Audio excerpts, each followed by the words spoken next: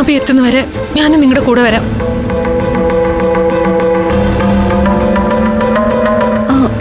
വെറുതെ എന്തിനാ ചേച്ചി പോകുന്ന? ആറ്റിങ്ങിൽ വരെയല്ലേ, അത്രയ്ക്കുള്ള ദൂരല്ലേ ഉള്ളൂ. അതെ, ഞങ്ങള് സേഫായിട്ട് പൊക്കോളാം അമൃതേച്ചി. വേണ്ട, ഞാനും ഉണ്ട് അതുവരെ. ഞാൻ പോയിട്ട് വരാം.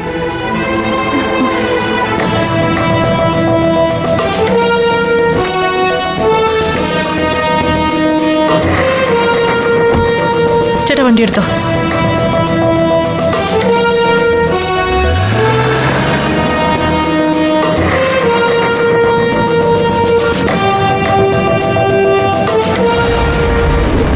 എല്ലാം നമ്മുടെ പ്ലാൻ പ്രകാരം തന്നെയാണല്ലോ.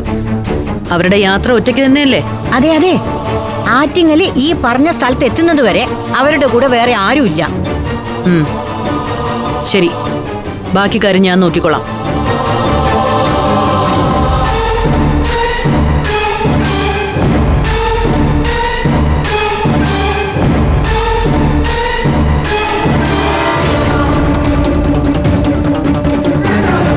എങ്ങോട്ടാണോ യാത്ര? എനിക്ക് പുറത്തു പോകേണ്ട പല ആവശ്യങ്ങളുണ്ടാവും. ഉണ്ടാവും.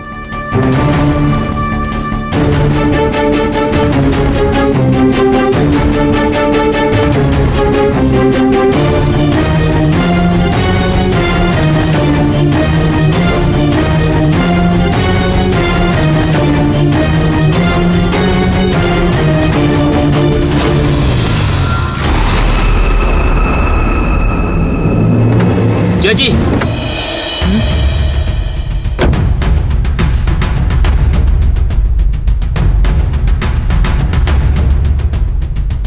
ചേച്ചി എങ്ങോട്ടാ? ആരാധ്യയുടെയും ആതിരയുടെയും ട്രെയിനിങ് മുടക്കാൻ ചേച്ചി എന്താ പ്ലാൻ ചെയ്തിരിക്കുന്നത്? എടാ, അപ്പം തിന്നാ പോരെ, കുഴി എണ്ണേണ്ട കാര്യമുണ്ടോ? ഇതുവരെ ചേച്ചി എന്നോടൊന്നും വിട്ടു പറഞ്ഞിട്ടില്ല. അറിഞ്ഞാൽ എനിക്കും അതൊരു മനസ്സമാധാനമായിരുന്നു.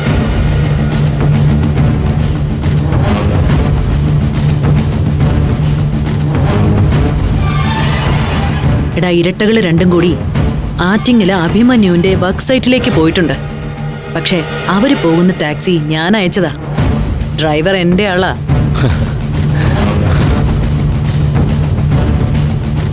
ആ കാറ് അഭിമന്യുവിന്റെ അടുത്ത് ഒരിക്കലും എത്തില്ല.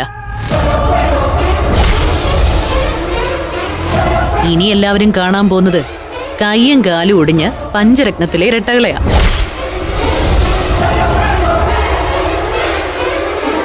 അവർക്ക് കിട്ടാൻ പോകുന്നതേ സർക്കാർ ശമ്പളമല്ല, ജീവിതകാലം മുഴുവനുമുള്ള വികലാംഗ പെൻഷനാ.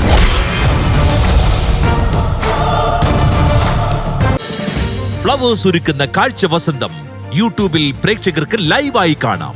ഫ്ലവേഴ്സ് കോമഡിയിൽ ജോയിൻ ചെയ്യൂ, ആസ്വദിക്കൂ.